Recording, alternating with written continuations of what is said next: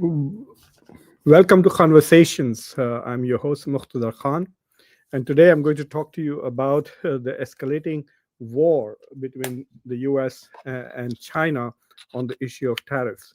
Donald Trump has today announced that he's going to increase tariffs on China by 100% by the 1st of November, on the day on which he was supposed to meet, the day on which he was supposed to meet with, uh, uh, with Xi Jinping in South Korea. That on that very day, he is expecting to add 100% tariffs. Already, the range of tariffs on China are from 3% or 4% to 50% on an average, close to 40% tariffs already on China. This will bring it to 140%. All of this from Donald Trump today. And this is very critical because we are just about 20 days away from that deadline. And what could not have been negotiated from June onwards until now, that there was a kind of a ceasefire between Donald Trump and Xi Jinping on the issue of tariffs while the two parties negotiated the deal. And they have failed to come to an agreement. And so Donald Trump today posted this on his social on Truth Social, in which he says it has just been learned that China has taken an extraordinarily aggressive position on trade in sending an extremely hostile letter to the world stating that they were going to, effective November 1st, 2025, impose large-scale export controls on virtually every product they make, and some even made by others, that really involves essentially rare earth materials, magnets, etc. So what China is trying to do is consolidate its control. It has about 90% control on the processing of rare earth minerals and about 60% control on the mining of those things worldwide. So what China is basically is trying to do is to consolidate its monopoly on that. It wants it, it has the letter that it sent out is to all the countries. India too got that letter, I think, on October 8th. And the US also got it, I think, on October 8th. And so that was just 2 days ago. What the letter essentially says is that even those Chinese who are trying to mine these things illegally will have to answer to the government. All foreign entities which are exporting rare any product, it could be a microwave which is using one of those rare earth mineral magnets, will have to get an approval from the Chinese government. So if say, for example, if Apple is manufacturing something inside China and trying to export that, and it has rare earth minerals, some component, some magnet, it has to take permission from China. So it's like a very difficult trade control, a non-tariff control. And so things seem to have gone really bad with China in the last couple of months. We thought that Donald Trump is so focused and so respectful to China and always praising Xi Jinping that something might come out of this. But I guess he has been so distracted with trying to win a Nobel Prize for himself and basically, cleaning up after Netanyahu and basically acting as the butler for Israel all these months, that he's taken his eye off the ball and not paid attention to the biggest challenge that the United States faces, which is China's growing economic clout. Of all the countries that Donald Trump has threatened with tariffs, it is only China which has responded with equal measure. Even Canadians and Mexicans, who initially were retaliating with their own tariffs, have backed off. India has absolutely done nothing in retaliation against the US in economic terms. What it has done is it's trying to adjust. In fact, there are lots of signals coming both from the Indian government as well as from the US government that India is probably moving away from buying Russian oil and is going to be buying more of US oil in order to escape the 25% surcharge secondary tariffs that US has imposed. So nobody other than China has pushed back in equal measure, I must say. China has created a lot of problems for the US. For example, that about 33% of US soybean production was bought by China last year. And in fact, before 2017, I think most of the soya bean production by US farmers was exported to China. And when Donald Trump started the first trade war, China retaliated by uh, essentially finding another alternative, which is Brazil, encouraging Brazil to grow soybeans and buying from Brazil and also from Argentina. Ironically, the US is trying to save the Argentinian economy while Argentina continues to sell soybeans now to China at the expense of the US and actually beating the US on price. So the fact that China has bought $0 worth of soybeans until now, when it should have bought anywhere between 10 to 20 billion dollars worth of it, is going to completely undermine U.S. farmers. And because of the closing down of the U.S. federal government, Donald Trump is not even able to uh, create some kind of a subsidy for the U.S. farmers. He's going to say, "Look, I have made billions of dollars on tariffs. I'm going to give some of it to the farmers and save their basically farms. Otherwise, they will lose their mortgages on their farms because their crops are going to fail." So this year, the Trump administration might be able to save them. They're trying to find alternative ways. But China has launched a counterattack in terms of trade, which is perplexing as to why China would do that now when it could have continued and negotiated with the US and got a good deal on 1st November or by November. But apparently, China is interested, is confident that its diversification in other markets has been far more successful. Its control on massive production capacity and exports to other countries is far more, shall we say, firmer in the Chinese eyes, that they are willing to have this fight with the US. Or maybe in their assessment, they think that they can force Donald Trump to back off because of this critical. While there is perception that the United States will find alternative within 6 months to this rare earth minerals, after all, China controls only 60% of that which is mined. So there is 40% out there. Apparently, Argentina is a good source for uranium and other rare earth materials. There's all these negotiations that are going on with Pakistan, Canada, Greenland. The United States itself has domestic sources. There was some talk about optimism that the US itself could become an alternative source of providing rare earth materials.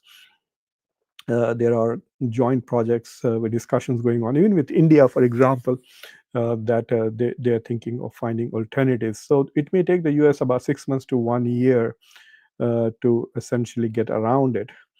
But what is interesting is that China had loosened the controls it had imposed, I think, in April on rare earth materials, in June on the US, without any reduction in tariffs by the US, actually.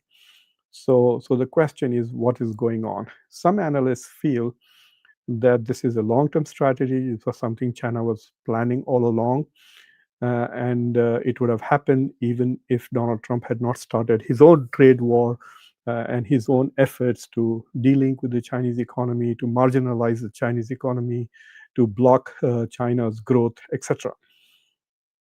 So there is all this talk going on.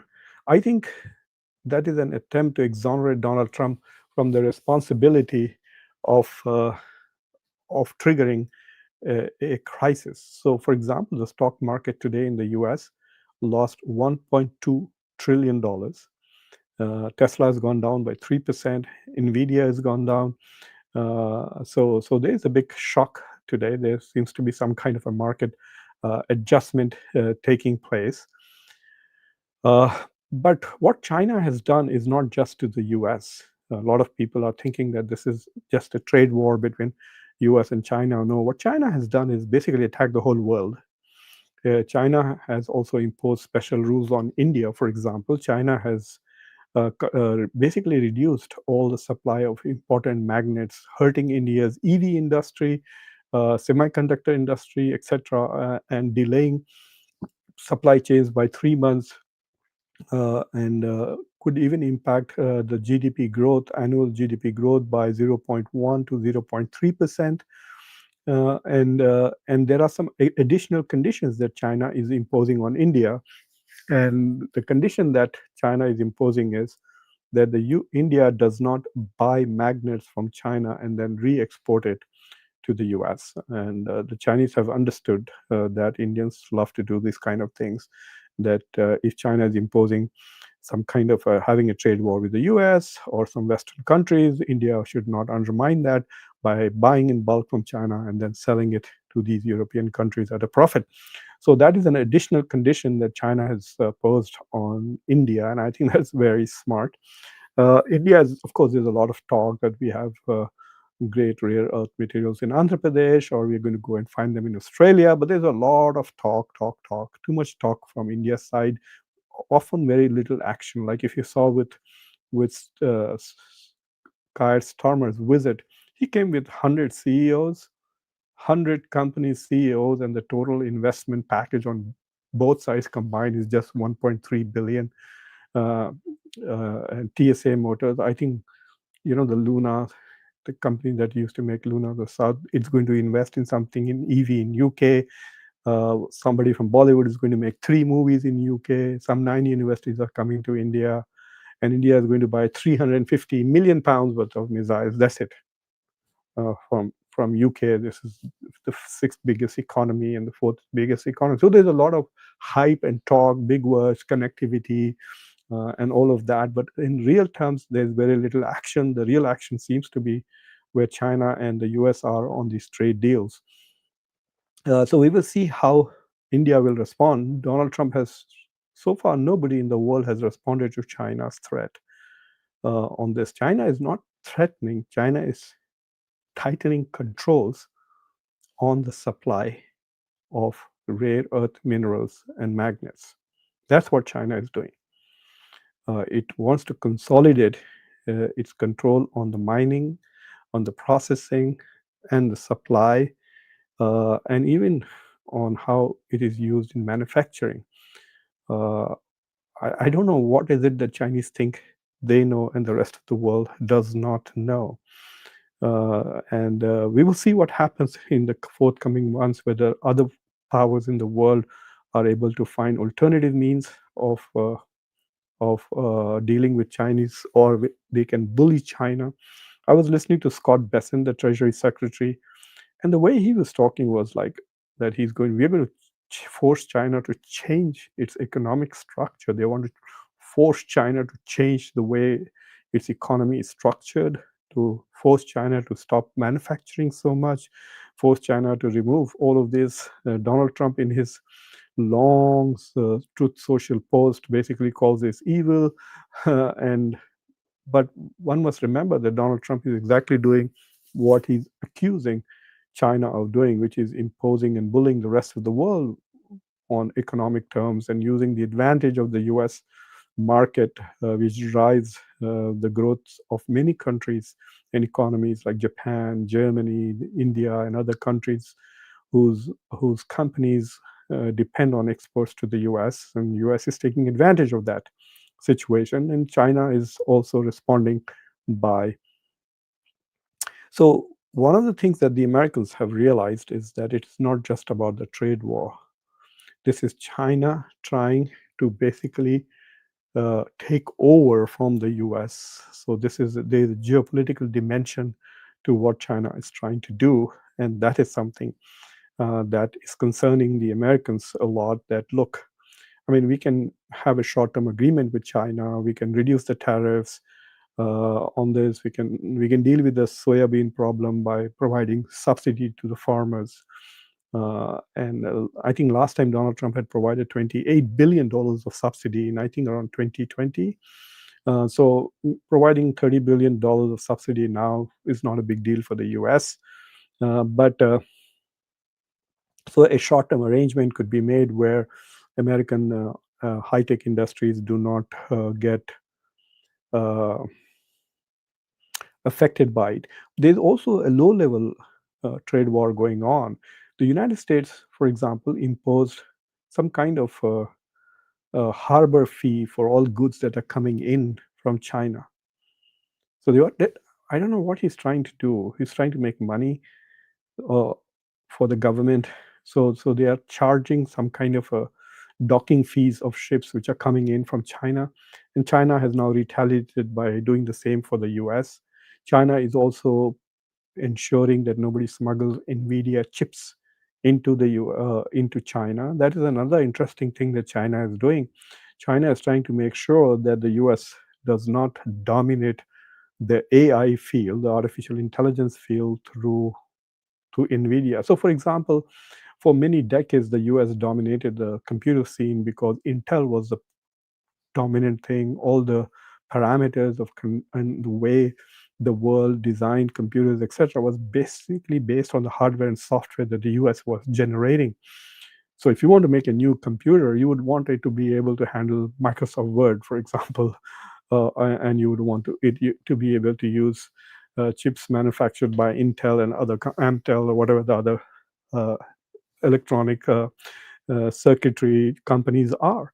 So the US was controlling this, and China is trying to ensure that by limiting Chinese companies from having access to NVIDIA chips, they are creating a market for alternative AI chips at home so that the Chinese AI industry does not depend in any way on the hardware that is designed in the US.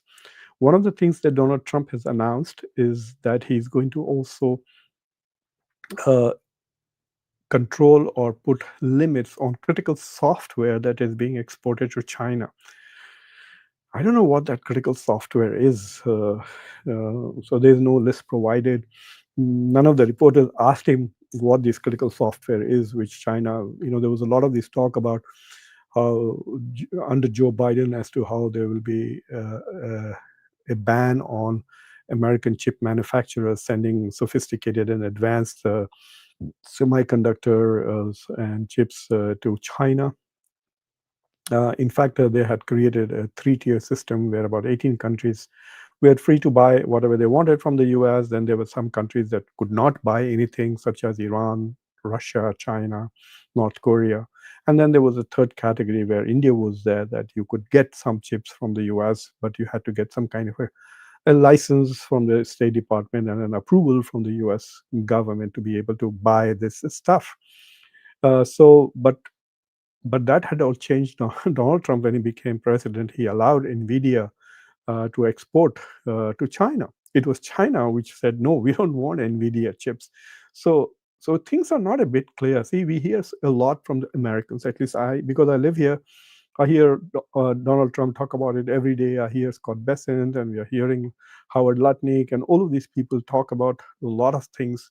We don't get to hear much about what the Chinese are saying and what the Chinese are thinking. Very rarely do we see on American television voices from China, and to get a sense of what the Chinese strategic thinking is about all of this. Are Chinese feeling confident that they are in a position where they can not only push back against the US, but overturn the US and US economic hegemony in the world, especially in advanced scientific endeavors? So that is a question. And for some of us who are sitting here and analyzing here from the US, there is a black box that we need to unlock as to what the Chinese thinking is. Yes, we can get some by reading some of the Global Times and the newspaper that comes from Hong Kong. But other than that, there are not many direct sources from which to get as to what China is thinking and what is coming next. So this is a serious development, and India is going to be caught up in it, because just as America is putting pressure on India not to buy Russian oil, China is putting pressure on India not to buy and sell rare earth materials and magnets to America. And I won't be surprised if India actually tries to do this and suck up to Israel and try to sell it to Israelis, and then the Israelis sell it to America. So these kind of things are going to happen. And so there's going to be a lot of pressure on India from both sides. And as you have seen, India just talk. India's response is Dr. Jaishankar saying stupid things all over the world, but there's no action. in terms of action, India is now sitting down with radical Islam. So these photographs of radical Hindus and radical Muslims getting together, that is India's response to America. Oh, we now have friends with the Taliban. That is India's response to America. There's no trade response that is hurting U.S. economy, unlike China, which has imposed tariffs, has imposed restrictions, has completely put pressure on U.S. agriculture. No other country has been successful in pressuring Donald Trump to run to say what Donald Trump is now going to face as soon as the government is restored is how to save American farmers from the revenge of China. No other country has been able to do that. So we will see how things go.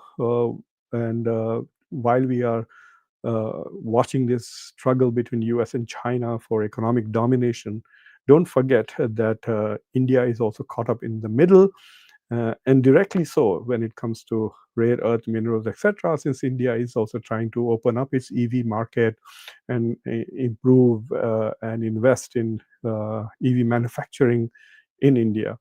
So we will see. I think that the EV business in the US for electric vehicles is dead. Is dead. If China stops selling magnets to the US, Tesla already lost 3% today, and so there will be no new companies willing to invest in EVs, and the established firms which are outside the US may not come in and invest. So we will see what is going to happen going forward. But this is a major development, and some people are saying that Donald Trump's threats to impose 100% tariffs, etc., to which China has not yet responded. It's quite possible tomorrow Xi Jinping will say, "Okay, we're going to impose tariffs on China, on U.S. goods too." But so far, China has not responded, and it is quite possible that there might be some agreement and some compromise before 1st of November. So as of now, this is just a threat from Donald Trump that I'm going to impose 100% tariffs over and above what he's already doing. So it will go up to 140, 150% on all Chinese goods coming to America. And we will see what happens. A lot of stuff that comes from China, we can do without that. But there are some very critical issues. All appliances will become expensive, and so on. So we will see how that impacts America's. So, for example, if the sheer volume of goods coming in into American harbors uh, reduces, then Americans will lose jobs who work on American shipyards, all on those who work in the harbors and ports. All those people will lose their jobs if there is no ships to empty, ships to load. So there is another of that, truck drivers who bring in goods. So lots of stuff coming from China to Walmart.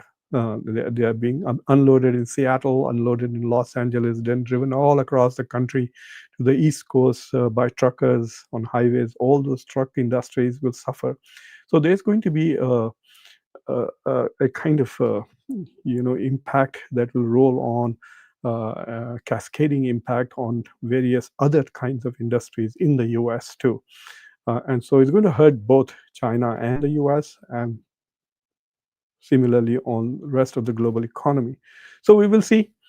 This is a dangerous development, no doubt. So 1st November has become very serious. There's a pretty good chance that Modi could meet with Donald Trump for the APEC, Asia Pacific, ASEAN summit in Malaysia at the end of this month. And I don't know where Modi will not go to South Korea for APEC, where Xi Jinping and Donald Trump are scheduled to meet. But Donald Trump has kind of threatened that, well, what's the point of this meeting? So we will see what happens, whether that meeting happens or does not happen. We'll see.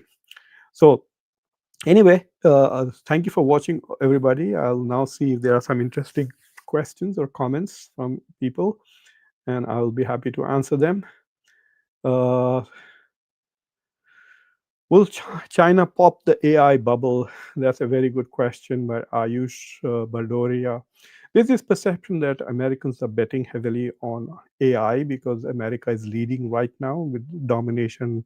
If you look at anthropomorphic, whatever Claude is, Grok, Claude, ChatGPT, a lot of the AI companies which are doing well, Meta, Amazon, all of these are all American companies. So right now, in terms of AI, the US is leading, but the fear is that the US is betting heavily on AI.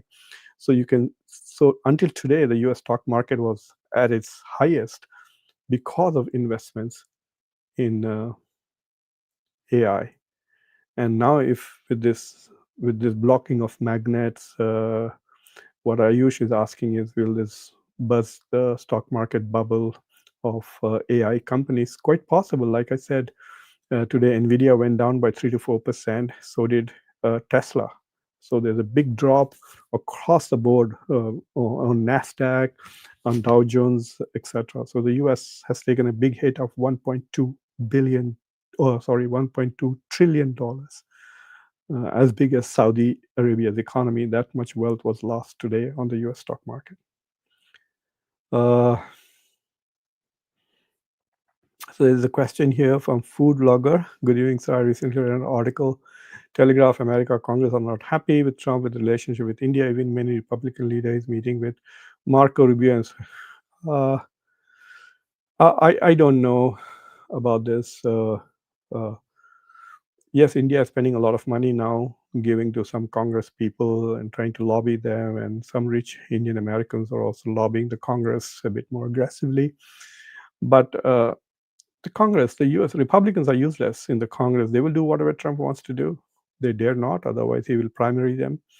And there are many things that Trump is doing which the Republicans don't like. The Republicans don't like all these tariff issues that he's done, etc. And eventually, if you listen to Marjorie Taylor Greene, she does not like the fact that US is bailing out Argentina's economy, spending so much money in Israel, continuing to provide some kind of indirect and direct support to the war in Ukraine. So yes, the Republicans are not very happy with many things Donald Trump is doing.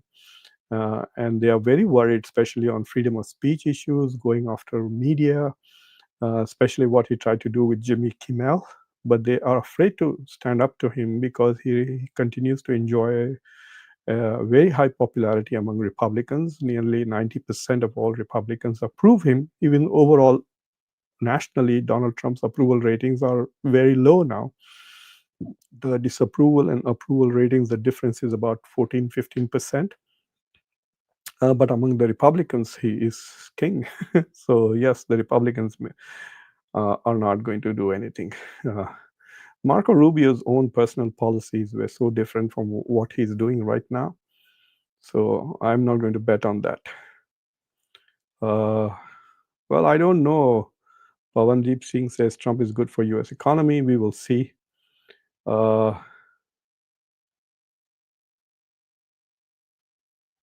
so there are some very trashy people here. Let me just permanently ban them. Okay. Bhupesh Agarwal asks about Trump's Nobel Prize.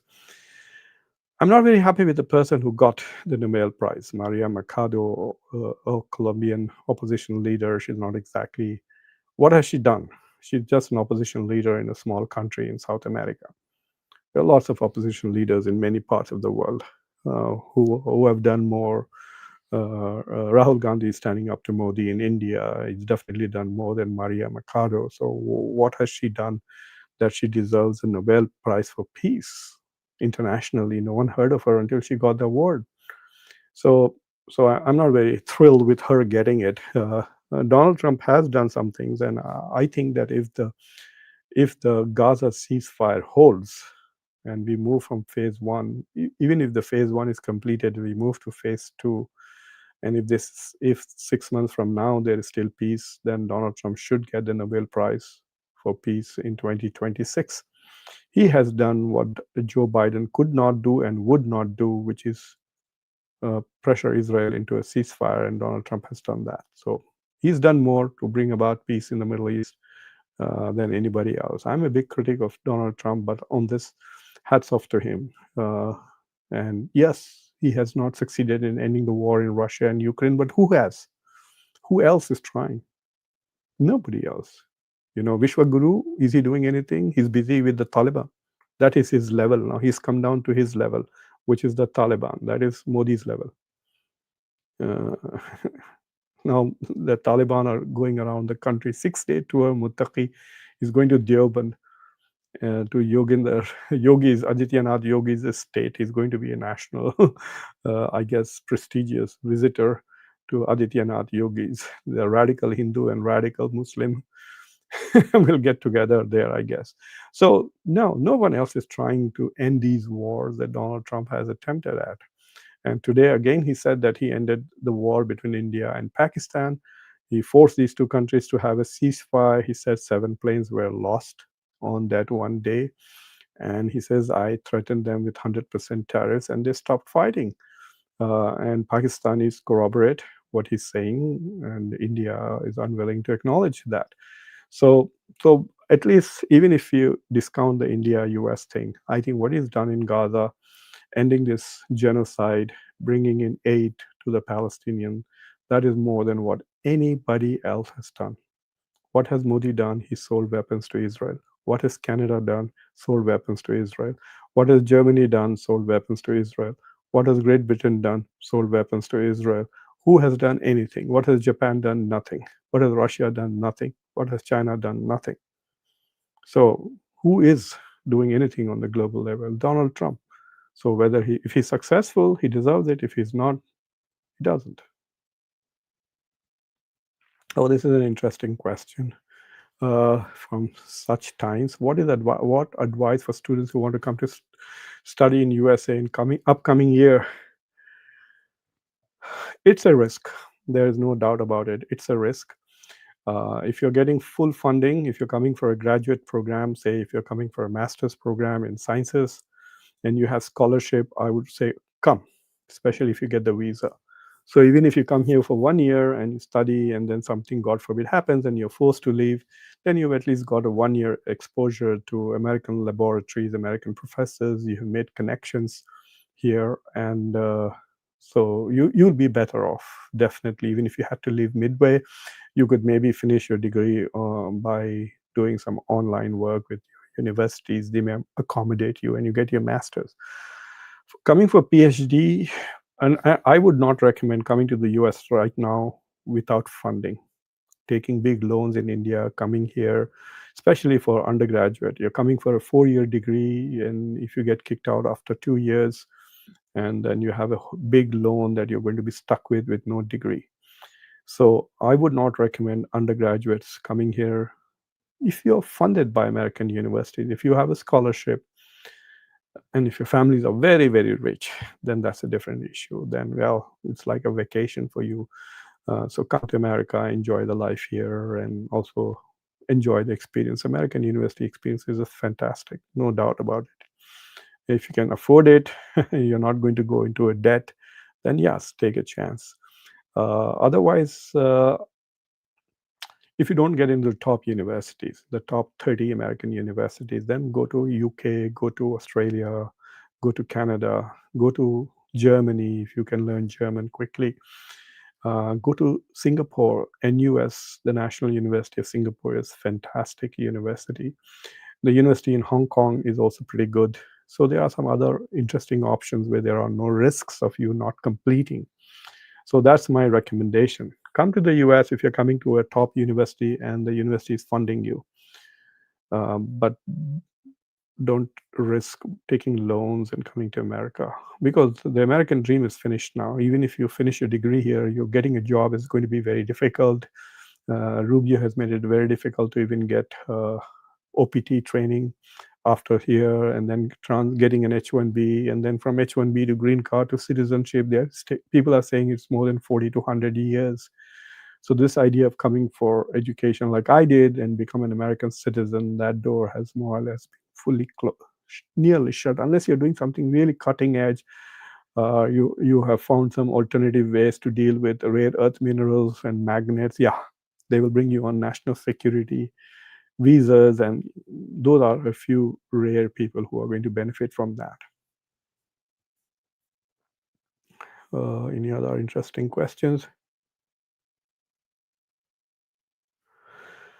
So Mr. Modi is here. Welcome, Mr. Modi. Modi, the world's two greatest democracies of the world come together. Afghanistan and India become partners. I find that so bizarre. It is so stupid. India talks about women's liberation and Beti Bachao and this and that. We are mother of democracy. We are ethos. I mean, look at all the rubbish Modi was saying while standing with Keir Starmer about democracy and stuff. So where did all that go when you're hanging out with the Afghans? India has more or less recognized Afghan Taliban now. They are upgrading the embassy to the fullest level there. So yeah, Russians have done it, but I think this is not an exemplary behavior. There's not some pressing strategic interests that India has with the Taliban. So I don't understand. I mean, I understand why I don't approve, and I think it's terrible.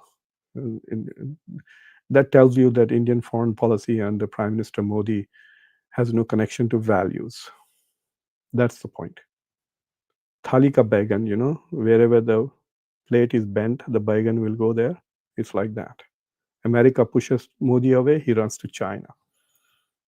And now to Afghanistan. It's terrible.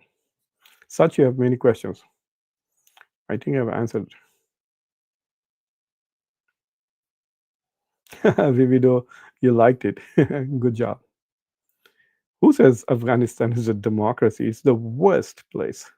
It's the worst example of theocratic governance. I mean, women have no rights in that country. They can't even read books written by women. He's so idiotic, this Taliban. The second most important book for Sunni Muslims is Sahih Bukhari. And this is a collection of the prophetic hadiths. And there are about 4,400 hadiths in that which are considered as authentic.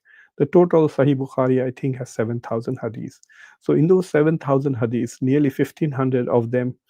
So one of the volumes of those 8 or 9 volumes that you see come from statements made by the Prophet's wife, peace be upon him, Aisha. So now the Taliban are not going to read the hadiths which have been coming from the Prophet's wives. I don't know what kind of stupid people they are. Women not being educated, so their mothers are going to be uneducated. It's awful, awful. My wife is, alhamdulillah, highly educated. She has 3 masters, and she has done nearly finished her PhD. So it was such a blessing. So when the kids used to be with her or with me, we were constantly reading books to them. We were talking to them. We were explaining things to them, historically, scientifically, etc. So everybody in the house is like a Wikipedia for the children, even for little kids, telling them the names of birds, telling them names of trees, telling them names of things. So yeah, having an educated mother is a stunning blessing for any child growing up anywhere in the world. And the next generation of the Taliban in Afghanistan are going to be the most ignorant Jahil people in the whole world, because their mothers would have stopped going to school after 6th grade. And we are supporting that regime. Just disgusted with it. No Muslim country has recognized Afghanistan, but Modi has.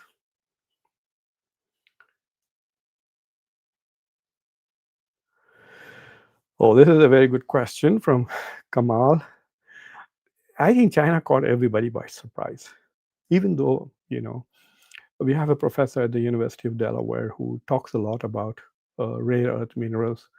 So I do a program for the State Department in the summers, and he's been speaking, in my program every year for the past 5-6 years. And it's always about geopolitics of rare earth minerals, and he's been talking about it for 5, 6, 7 years, and he's an advisor to the UN on gems and rare earth materials. So there were people in America who knew what China was doing and who recognized the importance of this. But the fact that the Biden government, and prior to that Trump administration in the first term, did not do what was necessary to ensure that this strategic side of the economy should be taken care of. So I think they've been completely surprised by China because China is dominating in so many other areas. Like China is number one in EV manufacturing, EV market. There are more EV cars in China than anywhere else in the world. So there are lots of things that China is doing. So you're like saying, okay, yeah, they're beating us on this, they're beating us on fast trains, they're beating us on infrastructure. The people have got used to China dominating in many other fields, except Indians, of course. The last 3, 4 years, people are attacking me for not being critical of the Chinese economy. Oh, China's economy, you should go back and listen to all these heroes of Modi Godi media in 2020. And China's economy is finished, it's collapsed, their real estate market has gone. Tomorrow, China will not exist, India will dominate, blah, blah, blah, blah, blah. China is 5 times bigger than India. 5 times. One India, two India, three India, four India, five India. That is China today. So all that rubbish that we had hearing from these right-wing media there and here also, very prominent scholars from Columbia University, etc., have been saying, "Oh, China is going to be stuck in the middle income trap." Middle income trap. What middle income trap are they talking about? China has kept the value of its currency low. If you if you increase the value of yuan, RMB, the Chinese currency, to what it ought to be, then the GDP of China will go from 20 to 26, 27 and be very close to the US. So people uh, have been surprised because they have looked down upon China and they underestimated China, I think, and they got stuck on this. Look, we are talking about China 2.0, which is post COVID. All this in the manufacturing capacity boom that China has generated is after COVID.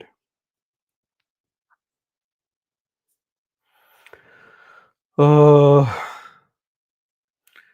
well, MacArthur, it is already happening. AK is here. Hello, AK. Good morning to you. Uh, I don't understand this AK myself. The rug is pulling out from crypto. I think this is some kind of a manipulation of the crypto market. And I'm sorry, I really don't understand what that is. I stay away from the crypto business because I sense there's something fraud about it. Yes, there are people I know who have made a lot of money on Bitcoin, and there were people who bought Bitcoin at $100. Now it's what, God knows, $100,000. So there's been 1,000 times growth. So imagine if I had invested $1,000, then it would have been $100,000 now, or even more. So, so yes, some people have made a lot of money in the crypto business, but I think that money could just go like that.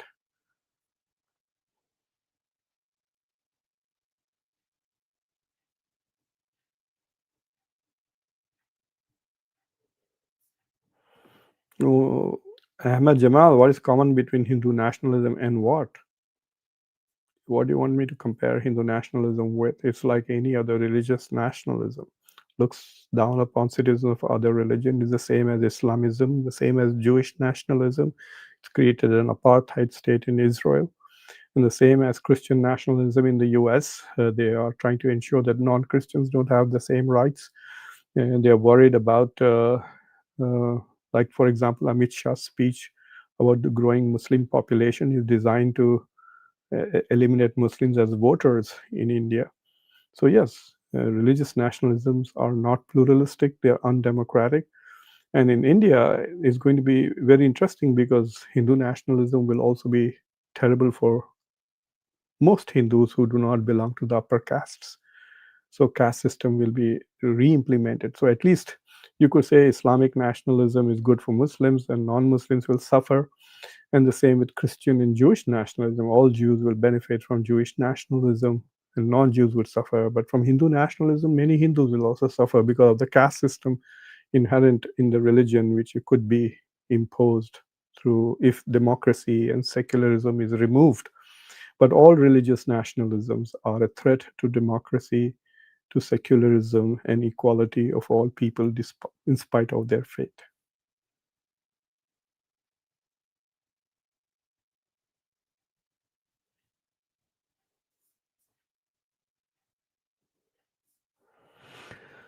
Uh, Yes, Trump's Nobel Prize for this year is shattered, definitely. But he could get it next year. I think that if the Gaza peace holds, he will get a prize next year.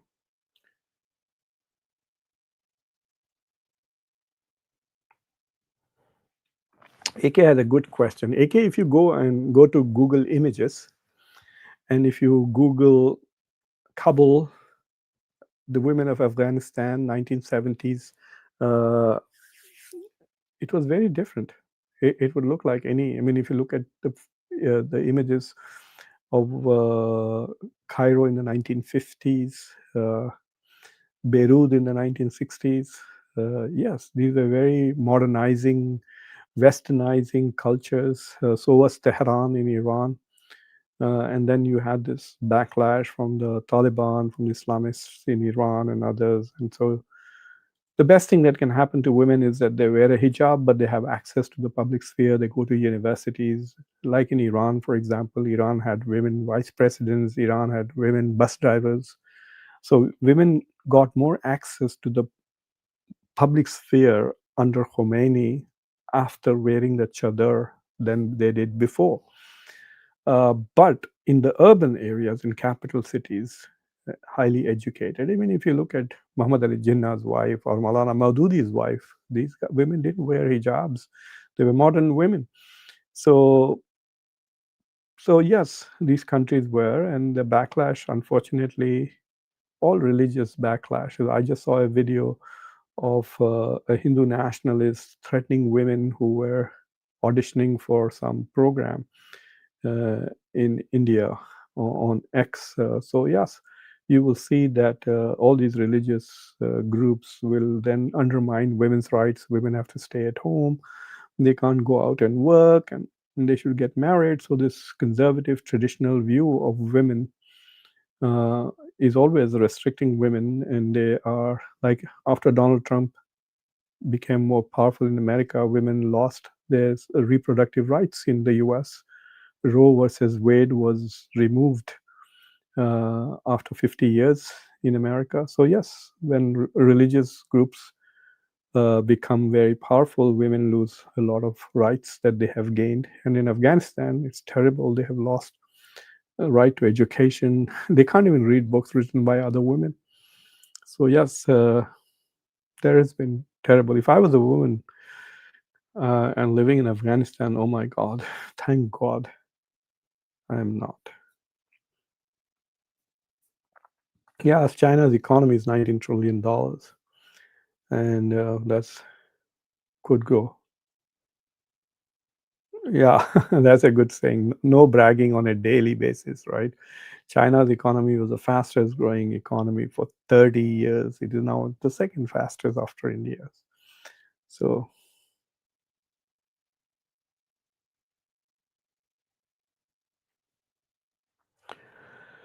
uh, Modi enjoyed the momentum that Manmohan Singh created. India grew at average 8 to 9% under Manmohan Singh from 2004 and to 2014, and it has grown on an average of 6.5 to 7.5% under Modi. So it is growing at 1% slower rate than Modi.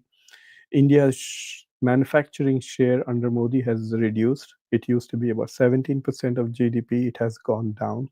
India is growing because of the size of India, 1.4 billion people, and the world needs such big markets and the labor force, and India is providing that because of the liberalization that took place in 1991 in India as after the collapse of the Soviet Union. So the biggest credit that I would give to India's growth is not to BJP or to Congress, but to the collapse of the Soviet Union and the globalization of the economies worldwide.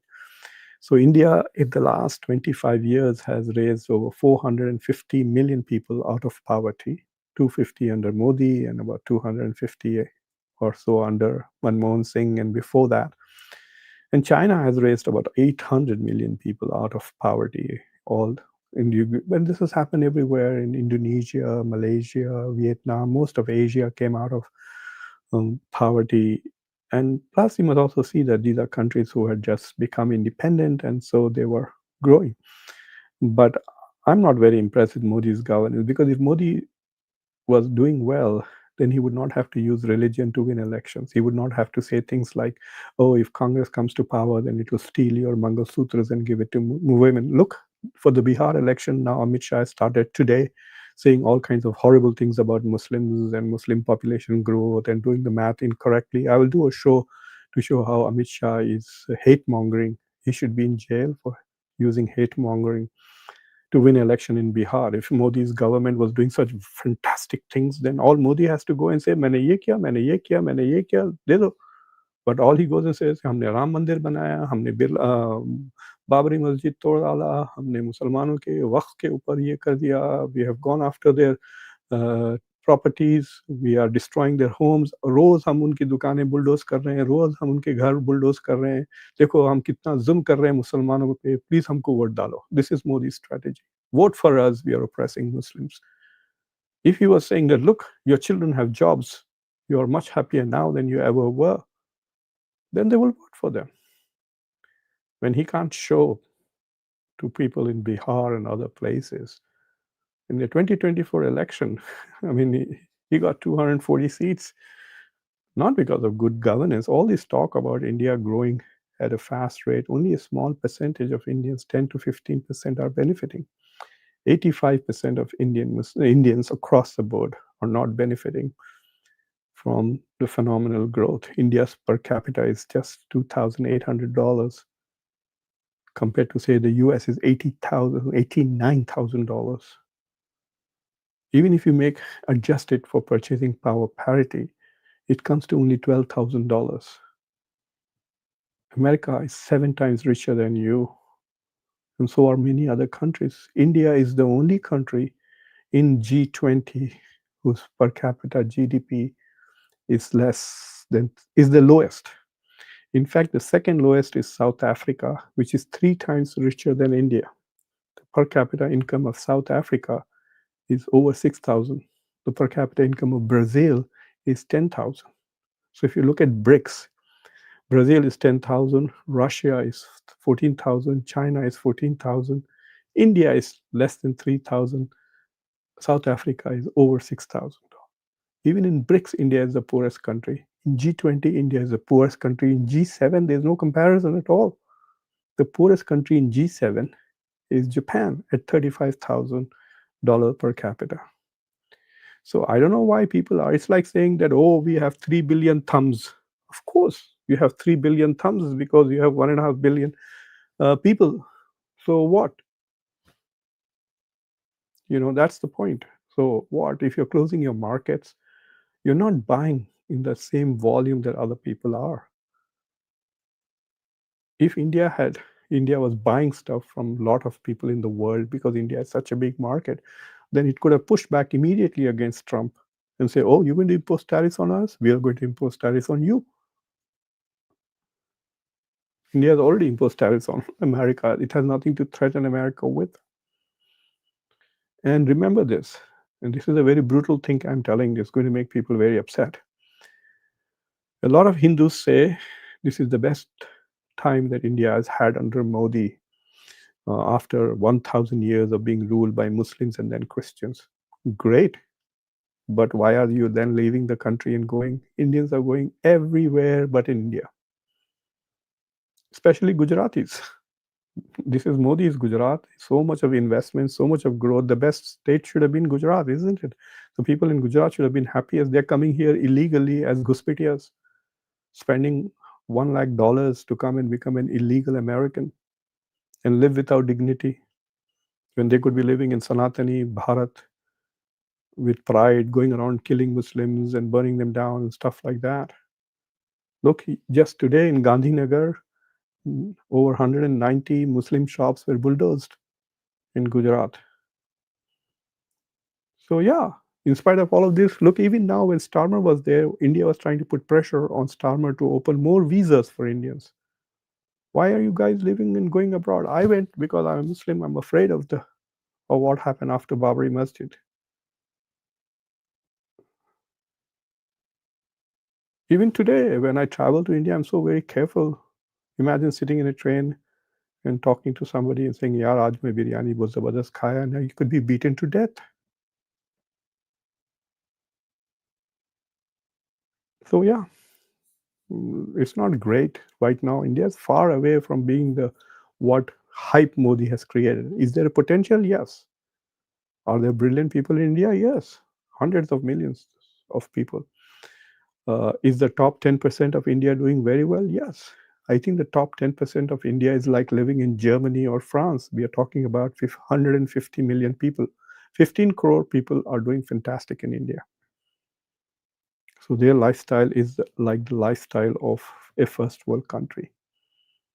They are driving in foreign cars. You can see that in every major city, you will see BMWs and Mercedeses and Range Rovers. Yes, and you can see from consumptions, but these are also people who then have 7 or 8 servants in their homes who are making only less than the median income in India is 8,000 or 10,000 rupees. Half the people in India make less than 10,000 rupees per month, and half make more than 10,000 rupees. If you make 30,000 rupees a month, about $300 a month, then you are in the top 10%. This is per person. So it's not very great for the rest of the 90%. Look at the level of unemployment. I was just seeing an advertisement that there was a job opening for a constable, and 42 PhDs applied for a job as a constable, the lowest ranking police officer. What does he get? So these are the realities of India that nobody wants to face or talk about it, especially because India does not have a real media. It's completely under control of what do you call mm, the Godi media doesn't ask serious questions at all. Uh,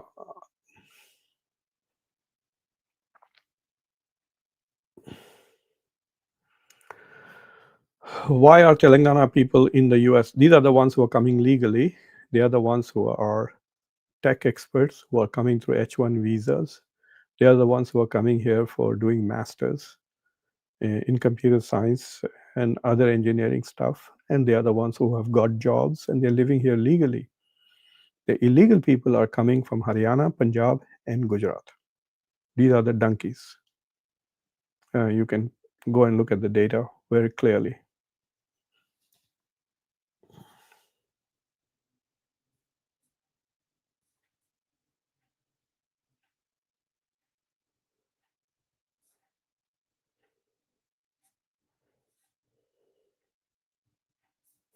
All right, so there are no more interesting questions now. Thank you very much for watching Conversations.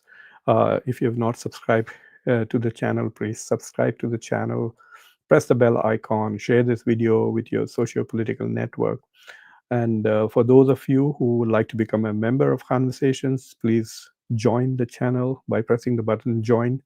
It's right next to the button on subscribe. I have a meeting on Sunday at 9:30 p.m. India time, 12 p.m. US time, with all the members of both my channels, my global channel and my India channel. So thank you for watching. This is a very serious issue. A trade war between the US and China is not in the interest of anybody. And it looks like we might have it, and everybody will suffer, even individuals across in all countries, unfortunately. Anyway, on that bad note, sorry, I take a break.